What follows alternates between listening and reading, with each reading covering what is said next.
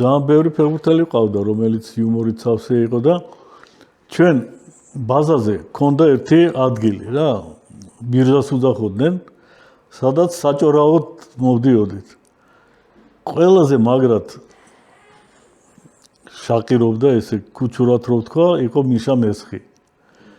აი მიშა რო მოგიყვებოდა ან რაღაცა ეპიზოდს თავის ცხოვრებიდან, ან რაღაცა ანეკდოტს რო მოყვებოდა, ნუ აი არ შელებო 2 საათი არ გეცინა რა. აი ნომერ პირველი იყო რა თქმა უნდა მიშა მესხი.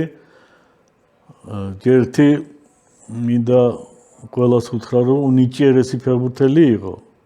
უბრალოდ ნუ ყველა მიცის ახლა რა დასამალია რომ თავიდანვე თავის ცხოვრება არ წაიყვანა სპორტულად. ეს შვილ მიშა მესხზე საუბრობთ. პატარაზე ხო. თორე მაგას რო სპორტულად წაიყვანა ბავშვობიდან თავის ცხოვრება, ერთ-ერთი უდიდესი ფეხბურთელი იქნებოდა.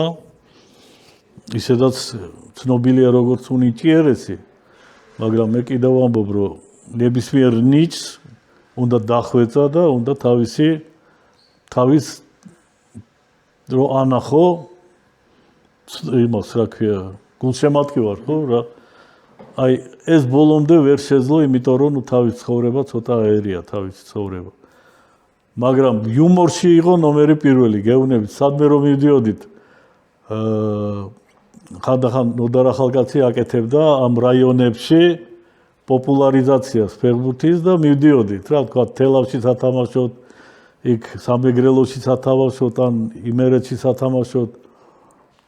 ავტობუსით ხომ მივდიოდით, ვიცოდით, რომ თუ მიშა მოდის, ესე იგი 3 საათი ისე გაივლიდა როგორც არაფერი. ნუ რაღაცა ხარხარი იყო მთელ ავტობუსში და მთელი ისა ძალიან მაგარი იყო იუმორში. უდავოდ ნომერი პირველი იყო.